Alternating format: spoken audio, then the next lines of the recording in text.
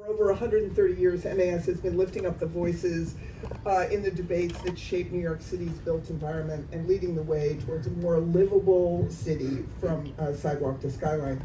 Today we're gathered in our office building, the landmark Look building, which was named after a previous tenant, Look magazine. The Closer Look series features talks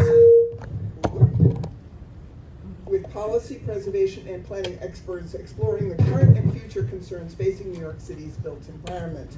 Today's installment will engage leaders in climate law, decarbonization, and sustainable development for a conversation about Local Law 97.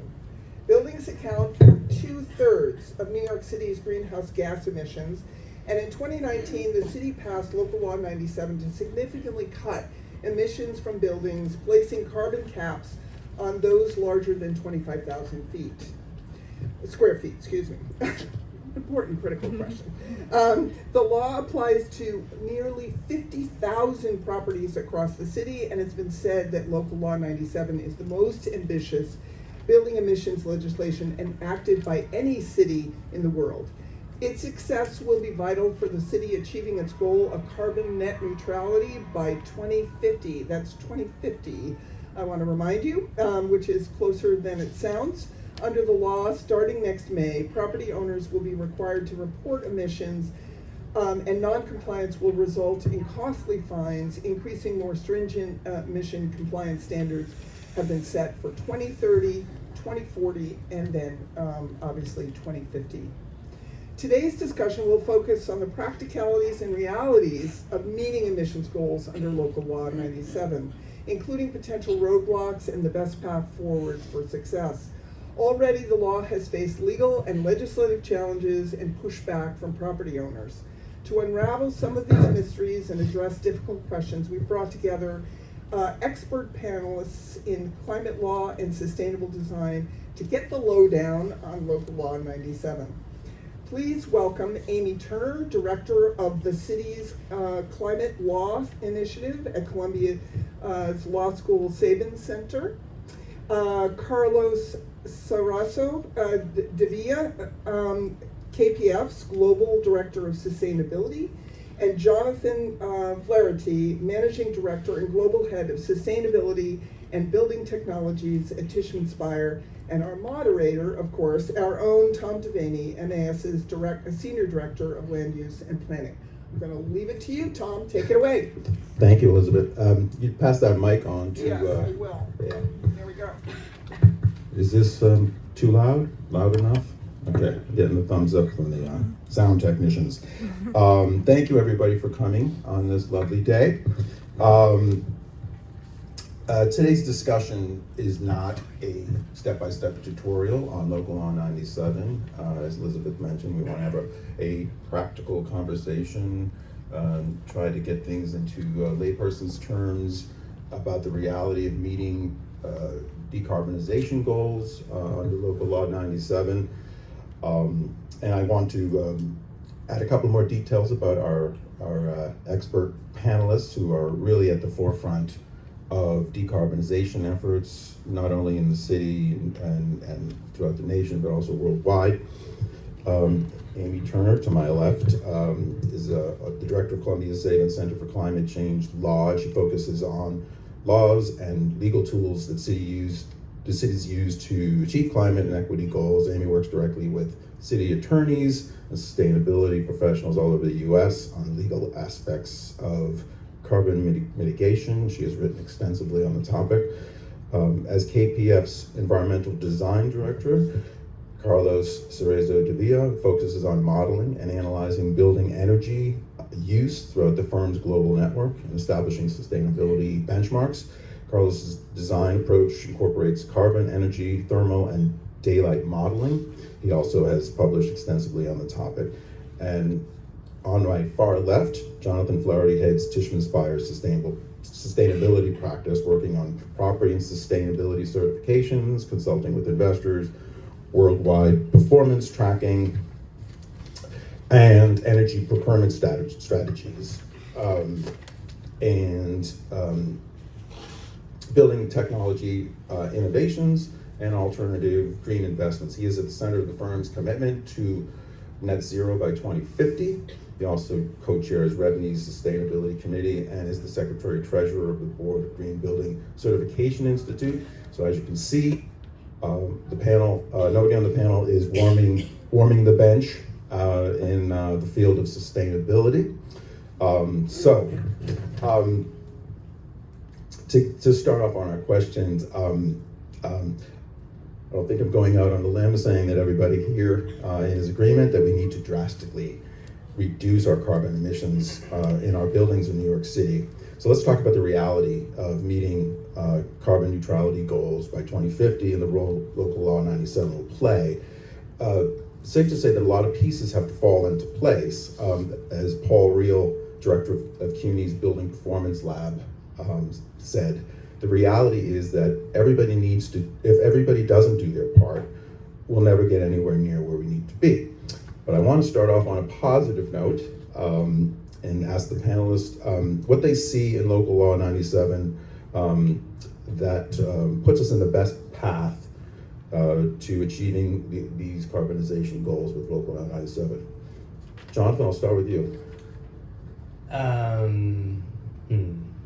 Well, I guess what I would say is that this is all a good effort, and we strongly support the overall goal of reduction in both Scope 1 and Scope 2 and setting a price of carbon.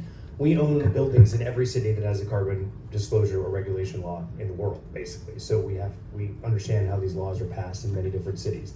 97 is unique. It's not like any of the other laws in any of the other cities. It was done very differently. And unlike past laws in New York, which for those who are in this space, Local Law 84, Local Law 87, Local Law 88, those were all laws that have now been copied by other cities as great ideas. They all came out of the Bloomberg administration. 97 has not been copied by anybody because it was not the way that a lot of other people thought was the best approach. And so, unfortunately, the Adams administration has inherited this and is trying to figure out the best way possible to do it. I think the big challenge is the law was called the Climate Mobilization Act. The problem is we haven't mobilized anything. And so when you look at the challenges that are coming here, the great news is that this is forcing all these conversations out into the open. Everybody's talking about them, and it's driving a conversation within the real estate industry about how every building needs to get there and how it's going to happen. That's all super positive. The problem is, how do the vast majority of buildings actually get there, and how do they pay for it? The piece that was lost when the law was originally passed was that there was this laudable goal that the first buildings that would face fines in 2024 or 2025 would be the 20% worst polluting buildings. As it turns out, if anybody in the de Blasio administration had asked the real estate industry, they would have explained those 20% of buildings happen to all be multifamily residential buildings, almost entirely condos and co-ops. And so the story was told it was gonna hit Tishman Speyer. We're good for years. That's not the people who are paying fines and doing the work and doing the capital. It's multifamily, co-ops and condos, mostly in the outer boroughs, some in Manhattan. And that has created a number of political challenges. So great news, we're talking about it, we're doing it, consultants are making plans. The problem is we need billions and billions of dollars, and we're asking for individual New Yorkers to pay for it. And that has turned out to be a politically difficult challenge. Okay. So, I mean, I agree on most things you said. I think that it's true that I think the goals of the law are not only reducing carbon, right? I think that in my mind there are like three things that the law is trying to achieve, and it doesn't necessarily achieve all of them so far that well. Or any of them, right? Well, I don't know. I mean, I think one of them is sort of pushing forward, but it depends on the type of the law. So the law, on paper, you read it, the goal is to reduce carbon emissions in buildings. Great. In reality, when you talk to the people that are trying to enforce it, there are two goals below it, right? One is electrifying buildings. And that is a goal that is very important for the first goal to happen, but is very much tied in its success or failure to what happens in the grid overall. And then the other one is actually improving the buildings, right? And that is where I think the law as it is right now might or might not succeed, because the law is given a stick, right? And you're assuming that, well, with this stick, the people are going to go and improve the buildings. The reality is that there is a lot, and I think that when the Adams administration put out the report is saying, like pushing Local Law 97 forward, I don't remember the exact name, but they're sort of identifying, look, there is a number of buildings that their improvements are easy enough that they might do it. There's a number of buildings that incentives in place or future incentives might help, and there's a number of buildings that might never do it because it might make more sense to pay the fines rather than improve the building. So I think we should judge the law's success in all of those three, right? I think the law is a great thing, to your point about talking about the issue. I work in an architecture office, so my interactions with these are sitting with somebody like Tishman Speyer and hearing from them, hey, we want to make this building more energy efficient, or if it's a new building, design it so that it meets a certain target, right? And I have to figure out how, or advise them on how to figure out how, with mechanical engineers and others at the table. That discussion never happened in New York before Local Law 97, right? It would be asked like, hey, I know you want to build this building, but it would be a great idea if we tried to push energy efficiency. Post Local Law 97, there's no developer, commercial developer, that would come to you and the first thing they will talk about is these, right? And they might care about it, they might not care about it, they might think the fines are relevant to them, they might think they're not, but it's part of the discussion and opens the conversation for you to make a better building. So in that sense, it's incredibly successful, right? But yes, I think that the reality of who is it gonna affect financially, and the law sort of recognizes this, and I think all the rulemaking has been giving avenues for this to work better, is that the big commercial buildings are fine, or if they're not fine, they can probably afford dealing with the fines, and then multifamily older buildings are the ones that are not fine and the ones to which the burden is the largest. They're doing a lot of things to address it, but the question is, are the measures going to be soon enough so that those buildings have an avenue to deal with this before? And there, I mean, I feel there's so many gray areas now in the law, and Amy can speak more to this, that you can make a case 15 different ways so that you delay the compliance. And so I don't see it as like maybe as grim as terrifying, but it certainly adds a lot of work that now a co-op or a building needs to figure out how to navigate. That is not straightforward at all. You've given right? all that work to co-op and condo boards. Right. The most efficient unit of management in New York. Right. So that's proven to be a challenge. Yeah. So I think that's one big challenge. The other big challenge is right now that I don't think, and I think if you talk with somebody from DOE, they would agree that they have the resources and the capacity to enforce it. And there's just like, this is an incredibly complicated thing to enforce, right? You need to check submissions from hundreds of buildings. You need to figure out what's possible, what's not possible. Are they telling the truth? Do I have somebody technically adept enough that can check? So the city itself is going to have to build the muscle to then enforce these very quickly, and that hasn't happened yet. So that's a challenge that we're going to have to figure out. We did the math. The DOB is going to have to, per employee in Local Law 97 enforcement, analyze 40 buildings a day per person for 10 years. That's just all those people are going to do forever. And none of them do that now. So it's going to be quite a challenge. But I mean, but the city does it for a bunch of other things. Right? So it's not like it's not different than any other permitting process in the city. It's just this one is very specific to a certain topic, and they don't have maybe enough people qualified enough yet to address it. So it's a good time to.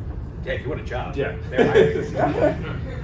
So Amy. Yeah, I'm feeling like a little like I want to back out of the room, and I've been set up as the foil here, as someone who believes very strongly in the goals of Local Law 97 and sees its implementation, its robust implementation, as critical to not only our city's carbon goals, our national climate goals, but also the health and well-being of New Yorkers. It is not perfect, but it has been replicated in ways in other cities across the country. St. Louis, Denver, Washington State, Washington, D.C. all have laws similar to Local Law 97. Every city's a snowflake, so they all work a little bit differently, but definitely these laws, this approach has been replicated. There are very real questions about particularly middle-income co-ops and condos and how to pay for these things. I don't want to sugarcoat that. But I do think it's really important to acknowledge how radically inclusive Local Law 97's development was. So this was a law where environmental justice groups, community groups, tenant groups really pushed the administration and pushed city council to enact a robust law that would reduce not only greenhouse gas pollution, but the local air pollution that is combusted in our buildings and has a very detrimental effect on the health of New Yorkers, particularly in low-income communities and communities of color. This was a law where, for the first time, the real estate industry did not have the final or strongest word, and that is important. And so I just want to set that context. I think another really important thing to just take away, and I think we probably all know this, but buildings account for about 2/3 of New York City's greenhouse gas emissions. We have to reduce them. Like, there is no way to net zero, never mind any other carbon reduction goal, without slashing building emissions as much as humanly possible. So this has to be done. In terms of the paying for it, I don't know that we're totally there yet, but certainly there are carrots out there, right? So the Inflation Reduction Act at the federal level has seeded rebates through the state energy office, through NYSERDA, that can help households and landlords pay for energy efficiency upgrades and new electric appliances, as well as electrical upgrades. That's in addition to state and other incentives state and city and other incentives and technical assistance that we have. So, I hear that this is something that is challenging for co-ops and condos, and I believe that and understand that. But I think we need to kind of be real. Like, there are incentives out there to help residential units decarbonize to the tune of I think you can get up to $14,000 under one of the rebate programs and a little bit more under the other. This is a lot of money that can really help. The last thing I'll say here is that, we'll probably get to this later, but there's litigation surrounding Local Law 97. Some co-op and condo boards sued the city, arguing for the invalidation of the law. And the judge's decision at the trial court is worth a read, because she basically takes the gazillion-dollar number that the co-ops and condo boards claimed that it would cost them to comply with Local Law 97, and broke it down by unit, by month, and it was in the 2 digits of how much it would cost each unit every month to comply with this thing. So I do think we just need to be kind of real, understand both sides of what's going on here. Yes, the burden is being put on residential buildings. I get that. We need to address that. But let's be real about the costs and the incentives to help people do this. Andy, since you have the microphone, I wanted to follow up on some of those legal challenges and also legislative challenges to the law. Maybe you could touch upon some of those. Yeah, Local Law 97 has been sought to be weakened several times, including by our friends in the real estate industry. So, over the years, we've had a number of sort of collateral attacks on Local Law 97 around REC mechanisms and how people can comply, alternative compliance pathways. The two that I'll sort of mention that are ongoing right now, one is a bill before City Council called Intro 772. This is a law that would allow apartment buildings that have free, open space or green space to put the square footage of that open space and green space into their building square footage, meaning they effectively get a higher carbon cap. Look, I think there are common sense ways to make Local Law 97 more flexible, but this is not one of them. It would, it would give many garden apartment buildings, as well as other buildings with open space, just a lot more flexibility to pollute at the end of the day. The other one is litigation from co-ops and condo boards against the city. They sued the city seeking to invalidate Local Law 97. They made 5 claims. 4 of those have been dismissed, but one of them remains open and is going before the Court of Appeals in New York State. And that is whether the state's Climate Leadership and Community Protection Act, the CLCPA, preempts Local Law 97, which is sort of a claim that stretches credulity, but for sort of procedural legal reasons, the appellate division said that the court needed to consider the question of preemption a little bit differently. What I will say there is that the CLCPA was enacted 2 months after Local Law 97. The CLCPA and the scoping process contemplate a strong component of local action as a pathway for getting to the CLCPA's goals, right? So I don't see this claim with a lot of merit. We at the Sabin Center are filing an amicus brief We filed one and we'll be filing another in support of the city, saying that this case should be dismissed. We should not be finding that the CLC preempts local law 97. But those are just sort of indicative of some of the general ongoing attacks to local law 97. Thanks, Amy. Go ahead, Carlos. I was going to add, well, first, just to make sure, I'm definitely on the side of pushing the loop forward. I'm just starting with that point, identifying where the challenges are. But 100%, I mean, we don't do any of the things that we need to do without a law like this. No city will, right? There's no way that people are just going to do this out of their own volition, because that's never going to happen. So, to the in 772 question. So, through AIA, we've also put out a letter to push against it. It's like the dumbest possible interpretation of the law, and clearly trying to undermine the law without any legal or technical reason to explain it that way, right? The idea, and it goes against any sense of equity in the built environment, the idea that if you have more open space in a lot, you should be allowed less contribution to this issue, which is in the end a public common good It's actually issue. the opposite. Density is what we want. Right, so right. It's the actual opposite of what Right. we want in any sense. And if you wanted to go in that way, if you really wanted to do that, then, which is one of the original criticisms to the law, is that why are you normalizing by square foot? Do it by occupant in the building, right? So if a tenant has tons of square footage per one person, another one has much densely packed buildings, then reward the densely packed building case, right? To a degree, not the other one. So the idea that somebody should be entitled to an easier, more lenient solution because they happen to have a garden is completely insane, right? So yes, I think that all of these things are just, it will take time to get there, but these challenges so far are not anything reasonable. I just want to make the quick comment that we think that dividing by person instead of by foot was what we thought was the right approach, right? And the problem today is vacant buildings are the most efficient buildings, according to Local Law 97. That kind of defeats other civic purposes in the city. And so the argument is, if you did it by person, you'd encourage density and you would encourage the sort of things that we think Midtown and New York are driving towards. Per square foot creates a lot of odd outcomes. And in particular, again, the buildings that look the best are vacant, which is not necessarily the goal. So that was actually what we thought was the number one change, was to do it by person. But that got very complicated with the residential side. It's much easier on the commercial side to make that case. And so they needed one approach, and it didn't end up working that way. Wanted to think about, so 2024 is the first year where applicable properties have to comply with the law and reporting next May. And 88% of current buildings are already in compliance. So the changes to comply with that are relatively straightforward.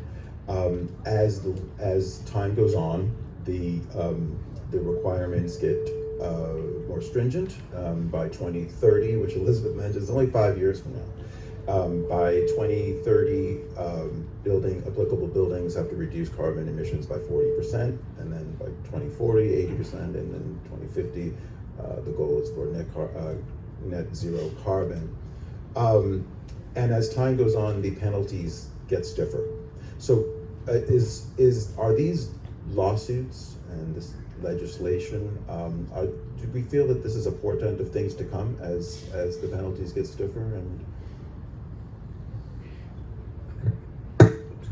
I don't think so. I mean, most people in commercial real estate have accepted that there's going to be a price of carbon and we're going to have to pay. That's the case in the vast majority of cities we operate in, and it's coming soon. So I don't think there's going to be more pushback on a lawsuit basis.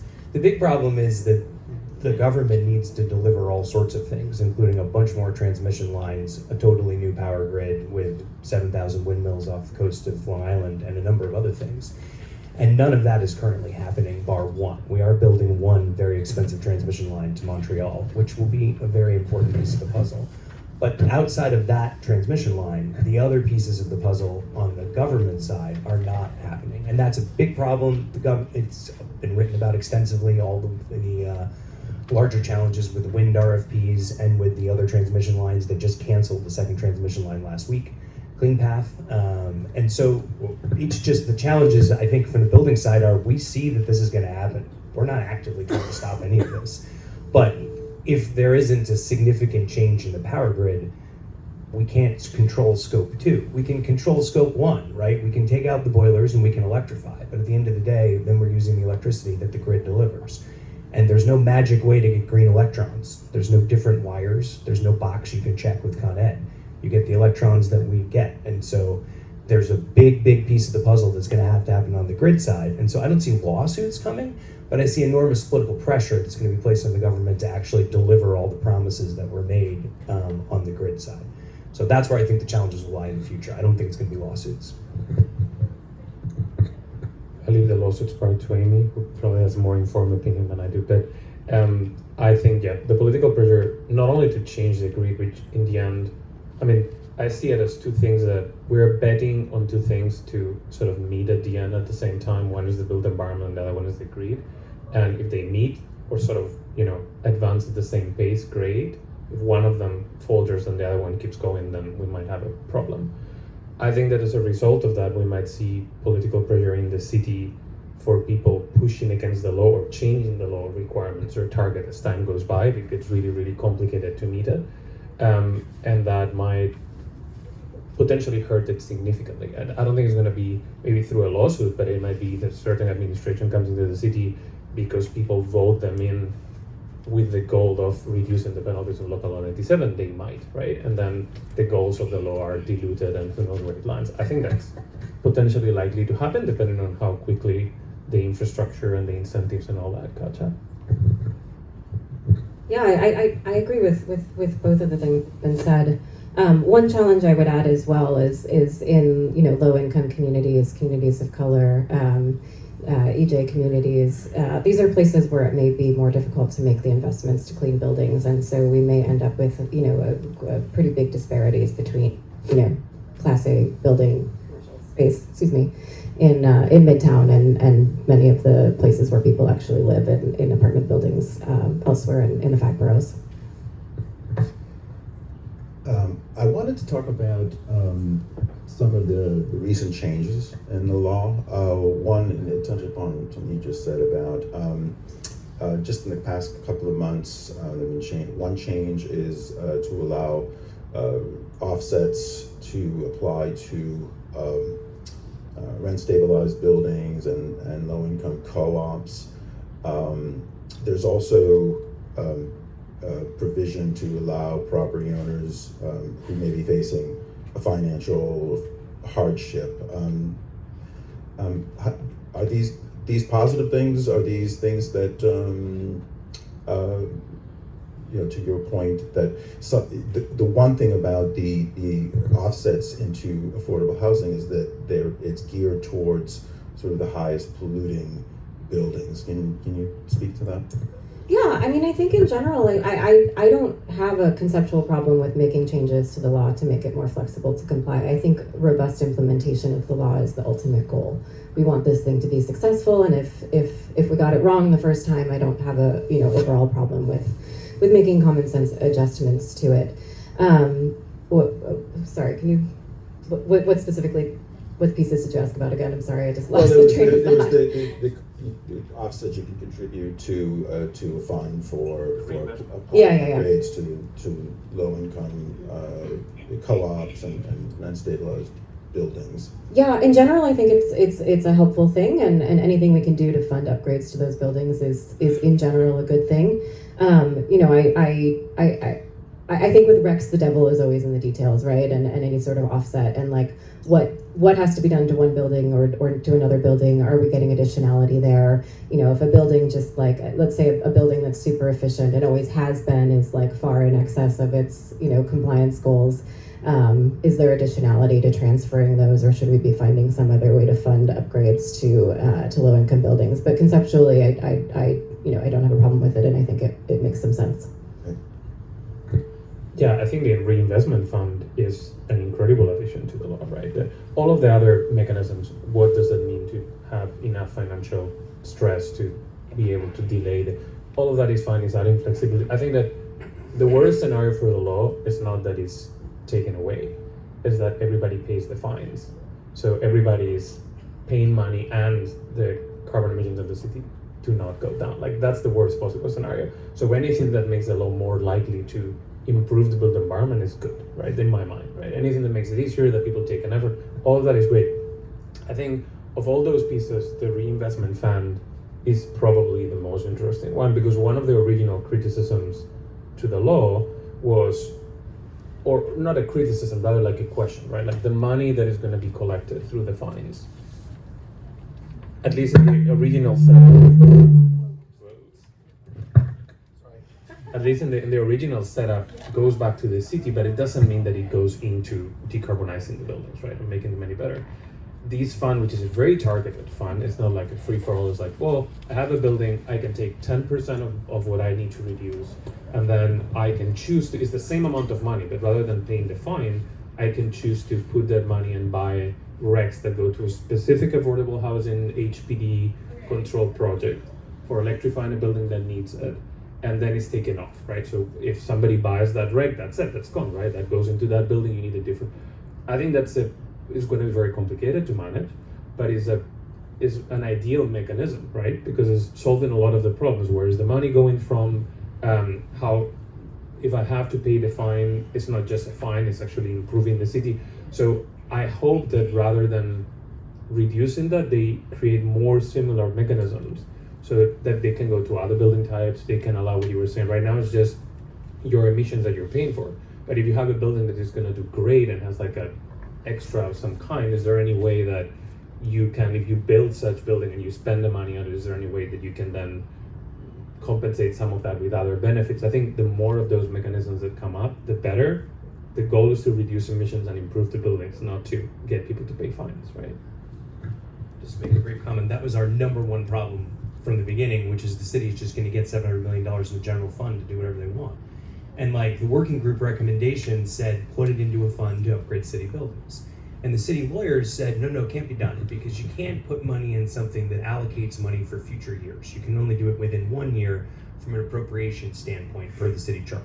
And so that was the reason why they said they couldn't put the money into a fund to upgrade city buildings. And as a reminder from the earlier comment from Paul Royale, who I know pretty well, everybody needs to do their part. City of New York is flat out not doing that part. They're not upgrading the buildings and they're not spending the money, and they don't find themselves under 97. They pass their own law that pools all the city's emissions together, and that's how they can reduce it. Look, we think that there would be huge pressure on the city to actually upgrade all those buildings if the money was sitting in a bank account. But if they have to appropriate it from the general fund, it's fighting the battle with every other thing that gets appropriated at the council. So magically somehow now the lawyers are totally fine with appropriating dollars in future years for affordable housing, which we're fine with. That's great. But then why is it illegal to put the money aside to mandate the city use the dollars for upgrading city buildings? And there has been no answer to that interesting legal contradiction. But I'd say that in the context of the fact that if you want to, offsets are going to be a tiny piece of the puzzle. And so I just want to be very clear, it's 10% of your total allowage overage. So it's going to be a tiny amount of money. It's not going to be a lot. And it's going to be the most expensive way to do it. Actually, I think will be much cheaper. So ultimately, I don't think it's actually going to drive much. I think what we should do is exactly to that point, put this money aside, and once it's sitting in a bank account, it will drive people to want to spend it on doing that. But right now, the way the law works is the city's going to collect $200 million next year in the general fund. And my guess is exactly zero of that will go to upgrading city buildings under Local Law 97. We'll see. But the city has had the ability to allocate a number of dollars for that purpose in past years and has done literally none of it. So personal opinion is we got to drive the city to put that money into somewhere that's actually going to drive city buildings to get there, because city buildings are not even close to where they need to be. And I think the more actions we create to push that money into places that therefore it has to be spent, affordable housing being a great example, is the best case scenario. Because back to your point, collecting in the general fund is the worst thing we could possibly do. And I will say in 2030, that number is looking like $700 million.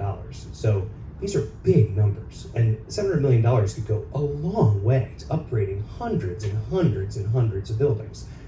But the city has taken the position that those dollars should be theirs to spend, not on this purpose. And we think that that defeats the entire purpose of the law.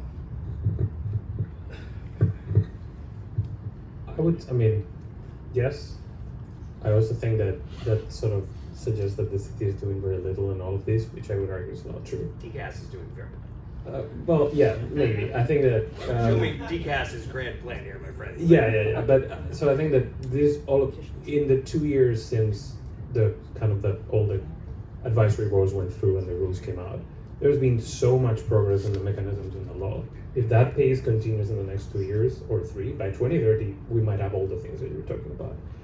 And I think that DCAS aside, I think DOB, EDC, like all of these agencies, and HPD, which allocate money to projects, they're doing a lot to start the process for a lot of these things, right? And requiring things way before any other All those agency agencies does. are doing very well. Right, but DCAS is my problem. Okay, well, I think there's, I wouldn't paint it as there's no progress at all, because I think there's been a lot. Like the questions that I had about the law 3 years ago, like half of them are answered already. So if that pace continues, I might have all of them answered by the time 2030 hits, and this is a much bigger issue. So sort of like to add a note of positivity, maybe. Yeah, I don't really have anything to add other than this, like where the money goes, what fund, a general fund, a dedicated fund. It's happening in like every city across the country, across every kind of climate policy. Is like, we can get this money for climate work, and then, oh no, it's just going to disappear into the general fund. So kind of tale as old as time. I wanted to get into, I know that you guys are at the forefront of technology. I wanted to get into, with the limited time we have, like what exactly has to happen to retrofit buildings to comply, but also, relatedly, there's making the switch from fossil fuels to is instrumental in cutting emissions. Do we have the technology now to operate systems to achieve net zero emissions? Okay, so that's sort of a complicated question. I told you there were no curveballs, but all right, that's fine.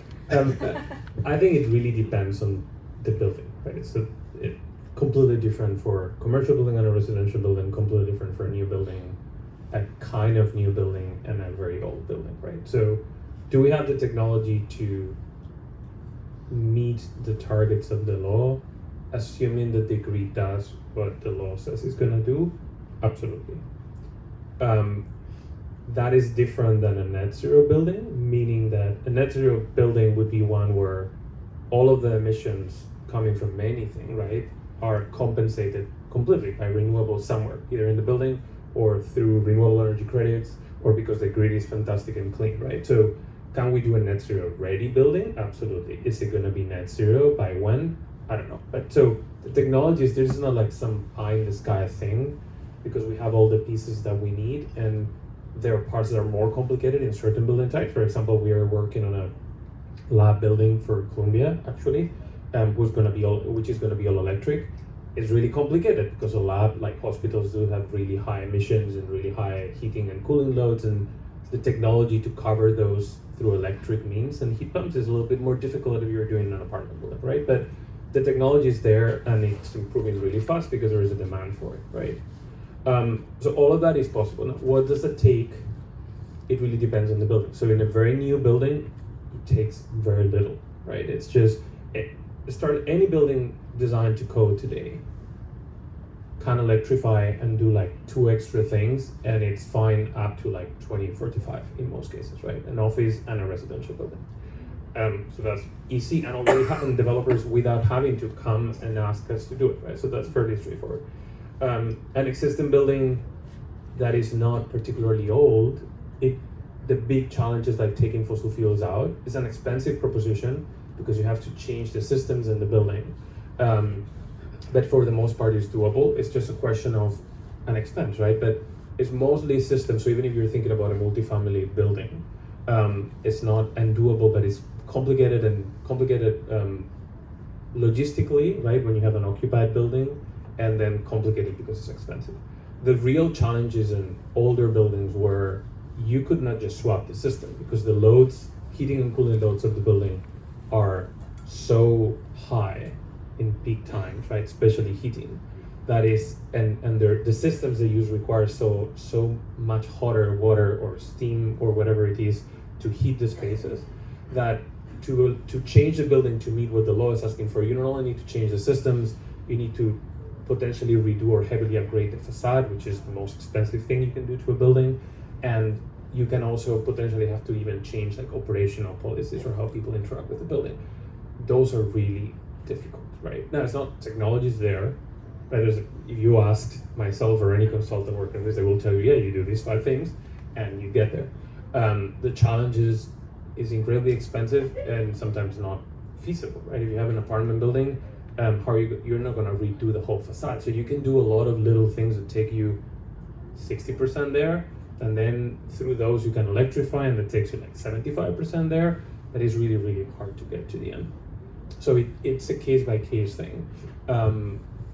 It's possible, yes, like this is not like any unsolvable problem. I mean, you can build all electric everything now except lab buildings, and only in very, very cold places. We can build all electric labs in New York. You can't quite do it yet in Boston because you've got like 8 days under 0F. We are. It can get really close. It depends on the overall loads. I mean, we're doing 2 labs for Harvard right now. Harvard has a very strict no fossil fuel policy. Both those labs will have backup gas generation and a little gas. And it's just for like 8 days a year. Literally 8 design days. It's actually cheaper to just not have people come to the office those 8 days, but that's not a popular view in the architecture community, so we're not quite there yet, but it is that close. So the point is that technology is there. For new construction, no problem. Like new construction, this is not, and not only is it no problem, but in New York City, the law requires that by 2028, all new construction is all electric anyway.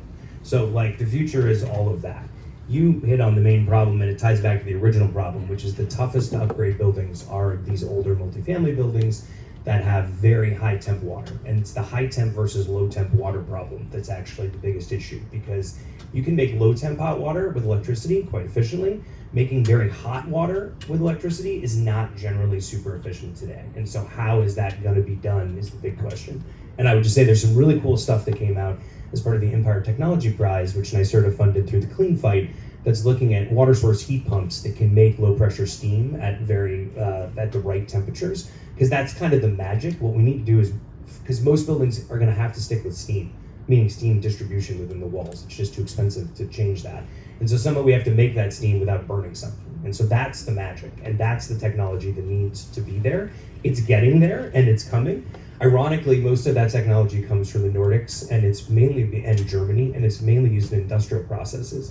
And it happened because Putin invaded the Ukraine, and the price of gas went up times 10 in most of industrial Europe. And so they needed to figure out a way to make a lot of industrial processes need hot. And so they needed to figure out a way to make steam with electricity. Ironically, the downstream benefits of that are coming to New York for these new water source heat pumps that could solve that problem. But that little piece of technology is going to be the magic for all those buildings. But it's still 2-3 years away from being truly commercially available and usable in most scenarios. Yeah. But again, like 2-3 years away, it's not that long. It's sort of the speed of, what is amazing to me is the speed of all of this, right? So 5 years ago, nobody was talking about any of these. And now there's all of the trains and the carriers of the world have put like 5 different generations of heat pumps out in the last 3 years. Everybody's used to talk about it. So for me, it's a very positive process, despite the challenges. And yes, like all of the things are at the verge of happening. So everything's getting smaller, right? So we were talking about big commercial heat pumps 2 or 3 years ago, and now you have all of these companies coming up with facade replacement ones that you can even do distribution of water through the facade. Like there are all of these great ideas that were pie in the sky before, and now they're just coming into practice very, very quickly, to the point that we have demand issues, right? Like they're not producing enough so we can all catch up, which is a different type of problem. Maybe to clarify what you were saying, for people who the high temperature, low temperature is a little weird to think about. So that's very, I forget that that's not how, but it's like high temp, low temp world. Right. They're like 2 separate universes in but buildings. to explain what that is, right? So depending on how much heat you're losing through your envelope in a building, right, which is where your main heat needs are going to be. If at the coldest hour of the year you have a lot of heat being lost through the wall, then the only way you can put enough heat in the space to keep it comfortable is like with really hot water running through a radiator or steam, right? If the loads are lower because your facade is much better, then you can still keep the space comfortable and run slightly less hot water through the same pipe, right?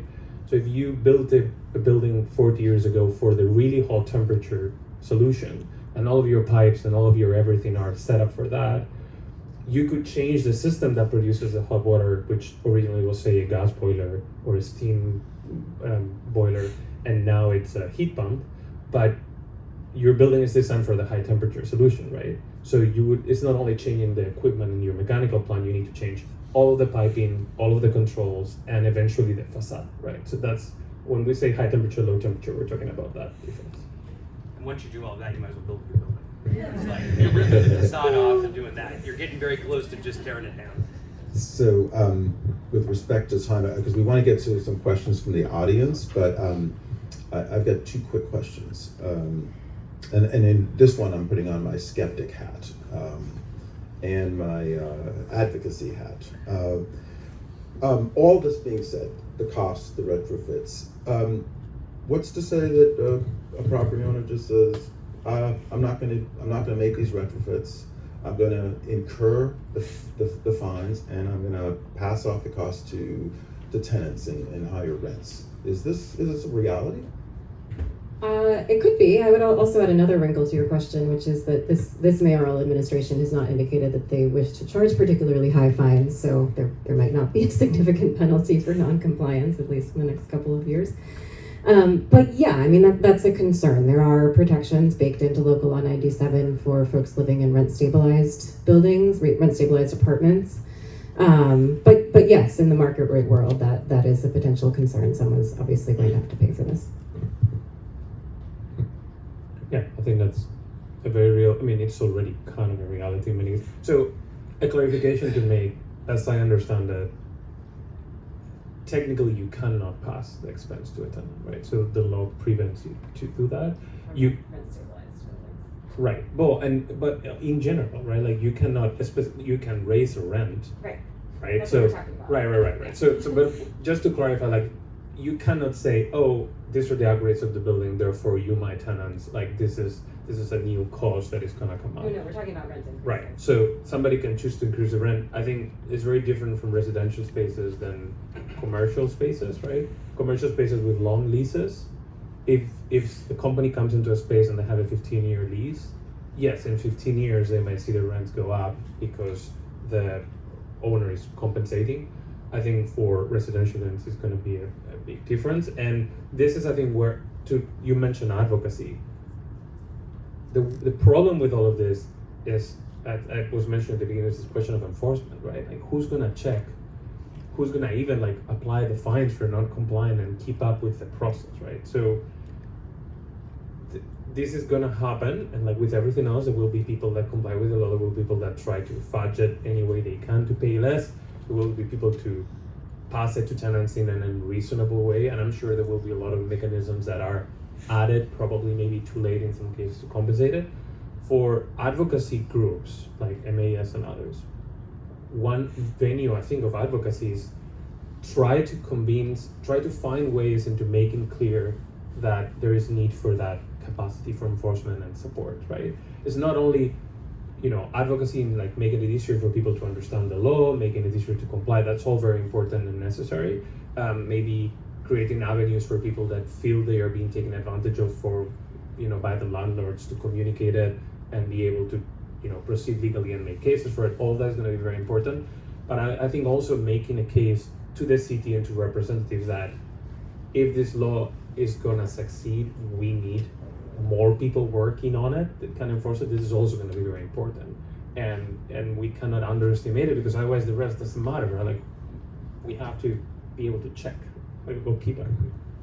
I would say this isn't a problem on the office side, because the way office leases work is that you are allowed to escalate tax increases or increases in the cost of regulatory.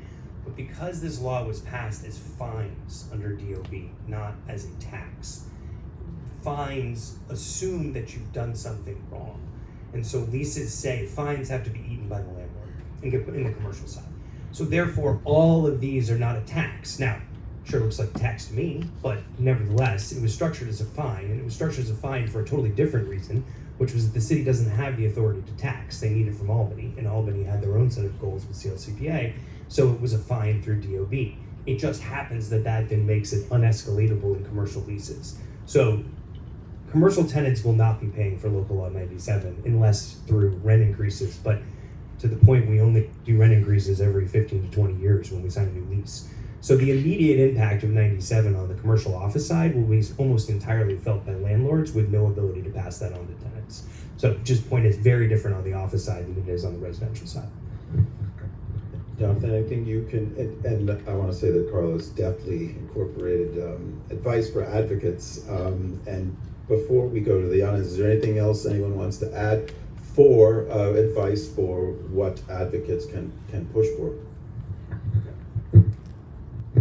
Yeah, we've seen, like I said, a number of collateral attacks on local law 97, and I think that's something to remain vigilant for. So Intro 772 is the one that's gotten some traction. It's got 25 co-sponsors in the city council, but we've seen other forms of legislation come through city council as well around pushing back fines, other changes to the law. So I think that's something to look out for. The rec markets can be kind of funny, I think there is a need for, in the future, when more of this renewable energy comes in from, Canada or from offshore, to make sure that recs are not being used to skirt obligations to fix a building. A rec can be a flexibility mechanism, but shouldn't be something that prevents you from improving your building at all. So I think it's really to just stay informed on what's happening in this space, because it's going to be technical. We're going to find attacks coming from different sides. It's not always going to be clear who is kind of underwriting the whole thing. A couple of years ago, there was something slid into the state budget bill. This was back when Cuomo was governor. And there was a provision buried deep into the environmental and energy portion of the budget. Thousands of pages of budget, and buried way in there was a provision that would have allowed building owners to purchase RECs from outside of the New York City grid. So you could buy really cheap RECs from wind farms elsewhere in the state that weren't having an impact here in New York City, right? And really drove down compliance costs. No one really knew where it came from. It kind of had hunches where it came from, but wasn't totally sure. The only reason advocacy groups started knowing that it was happening, and the only reason city council members even knew it was happening, was because an enterprising reporter actually read the budget bill and found it and sort of explained what it meant. And eventually this was shut down, as it should have been. But I think it's really just remaining hyper vigilant about all the different ways that this law can be. Someone doesn't have to stand up and say, get rid of local law 97, we hate it. They can find these other ways to make it cheaper or skirt their compliance obligations in ways that the general public is not going to appreciate unless they're paying close attention and are educated. Any last words before we go to the audience? I was gonna add one quick, go ahead. On my side, the last thing would be very short, but all of this aside, right, I think that New York should be incredibly proud of producing this law, right? Anybody who is true New Yorker, this is kind of the first of its kind anywhere, much earlier than many countries that arguably are doing much more in these areas that the US and cities than New York have done before. And yet they passed it through and they've stayed on it, right? Advisory boards, technical reviews, legal challenges, and it's there. And it's everybody's looking at it to see how it applies, because nobody knows. This is true innovation and a very, very relevant topic today for all of us that is coming from the city, right? It's not it's a New York thing. So I think that despite all of the challenges and trying to fix it, just keeping that in mind, everybody should be a little bit proud that their city came up with something like this. It's kind of a... I would just say, I personally don't think we have anything to worry about on the efficiency side, just because the cost of electricity is very high in New York City today. It's the second highest in the nation, and it is going straight up. The average all-in cost of electricity in New York City is 22 cents. That's only exceeded by pockets of California and an island in Hawaii. And we're on a track to 30 cents all in delivered within 8 years, no problem, with Con Ed's planned upgrades and with the compliance cost of CLCPA. The only part of that story is if you start paying 30 cents a kilowatt, owners will do anything in their possible power to reduce that. And that the strongest incentive by far $268 a ton is nothing compared to 30 cents a kilowatt hour. You will see owners do unbelievable things at 30 cents a kilowatt hour to reduce their overall consumption. So I think from the idea that efficiency is the lever that won't be pulled, I'm not worried about that at all, because the trajectory of electrical rates is very clear, and that's not coming from me, that's coming from the Public Service Commission, who has put out extensive studies showing where that price is going. So good news, bad news, there's gonna be a huge incentive to have the most efficient building possible, just through by far the highest electrical rates around. So I think that's positive. I mean, depending on how you want to look at it, but I don't think more legislation is needed. I think we're going to get there because economics will drive this because of the price of electricity just going straight up. All right, we have time for a couple of questions. I'm gonna bring the microphone around. You, sir, number one. Hello, thanks for the great discussion. Any chance embodied carbon is going to be part of any of this? Because there was a talk about maybe it's cheaper to tear down the building and build a new one, but that's coming with the cost of carbon, right? So that's not counted into this calculation right now. I don't think through Local Law 97, through other means probably, right? So for those who might not know, there's distinction roughly between operational carbon, meaning carbon that comes from running your building, energy or otherwise, and embodied carbon, meaning the carbon spent before the building is built is in producing the materials for the building, right? So from that perspective, building a new building and tearing down an existing one is a worse proposition than reusing an existing building, right?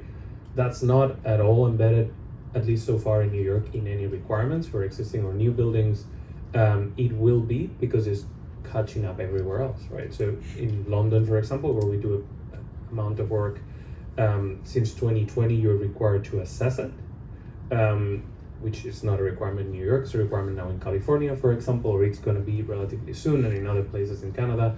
In New York, only EDC so far, as an agency that has introduced for the projects, they are funding a requirement to assess embodied carbon and reduce it.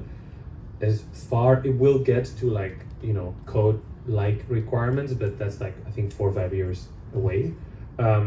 But I don't think it's going to be folded into this equation, which is arguably a conceptual problem, right? But nevertheless, I don't think anytime soon, but it will come through other ways, right? So in new buildings, we're already analyzing it and looking at it and looking into why you demolish or not demolish something. It's not a requirement yet. Yeah, I think it's a fantastic question.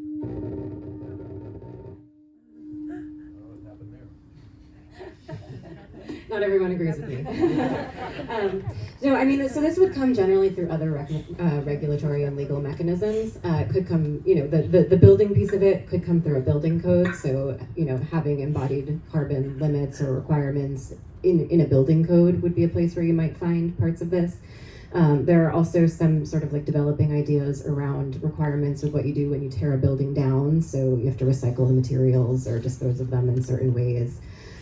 This is very, very nascent in the US. There are some cities that are interested in doing something about it, but it is in the very, very early stages. So I think there's complementary legal and regulatory things that can happen there, but I agree. It doesn't really make sense in the context of Local Law 97 because that focuses more on the operational side of things. It's Tom. All right. I'm gonna go here and then you might be last. Okay.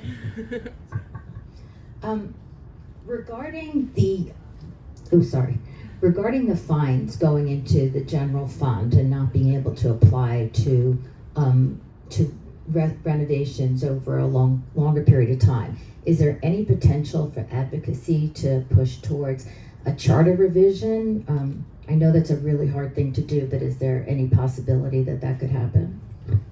Yes, I mean, so I have not looked at the charter on this question, so I can't say whether or not this actually is a charter issue. To your point, it might not be. I mean, we don't think it is. We think that was just a reason to not do that. And now they've figured out how to do it for the offset, so it should be the exact same legal mechanism for the city dollars. So if the offset, meaning this fund, that the money you pay for offsets is going to go into this fund, that's a future year appropriation. Same concept. So it's more just the Adams administration saying it's okay. Because meaning at the end of the day, they said it wasn't okay before and it's okay now. The only way it changes is if somebody sues them, right? And I don't think anybody's going to sue them on this. So, I mean, seems like it's pretty easy to just tell the Adams administration to do it, would be my take. I don't know. Yeah, I mean, I think there's certainly it's worthwhile doing advocacy around it, and again, like without looking at any of the limiting laws that city folks are citing on this, there may be like different structures for putting money aside, right? Like maybe it counts as an appropriation this year if you set up a fund for building upgrades, but not if you set up a different kind of fund. I don't know, but I think there's a there. You could learn more about the ins and outs of that, or an expert could, right? And then there's definitely room for advocacy around making sure that dollars go to improving buildings. Yes. All right, you're up. I actually don't have a question. I just wanted to thank all of you, because I think that the most important thing about Local Law 97 is making people aware of it and what the implications of it is and how we can comply. I think one really important note is that policy is effective, and we could see that through Local Law 88, which was implemented in 2009, and we're just coming against the deadline, and people only really started caring about it this last year. So when you think about it in that way, policy is the most effective way to make people do things, right? And so I think you being here and talking about it is great, and just wanted to thank you all. That's great to hear. So I think that's an appropriate way to end this discussion on a positive note. And Elizabeth's going to make some final comments. I mean, I want to say that we could have an all-day symposium, and there's so many things that we didn't get to. But I want to thank you for being here and offering your expertise. It was great. Yes, and I want to add my thanks to all of you and all of you for coming. This is an important conversation for New York. And I think all of you provided some incredible insights for those of us who are struggling with it, either from a big policy, citywide policy question, or in our own homes or businesses. So thank you all for coming. I also want to thank my colleagues in the planning department and the programs department for pulling together these programs. It is not easy to do that. There's lots of logistics, and they make it happen. I hope that you will continue to follow MAS and this conversation, as well as all the others that we're engaged in. So please take a look at our website at mas.org for future programs. And feel free to stay and chat with the staff and our speakers for a little bit longer. There's still bagels and other things back there, I'm pretty sure. And don't leave them for the staff, because we'll eat them. So thank you so much. Happy holidays, everyone. And thank you again for your attention today.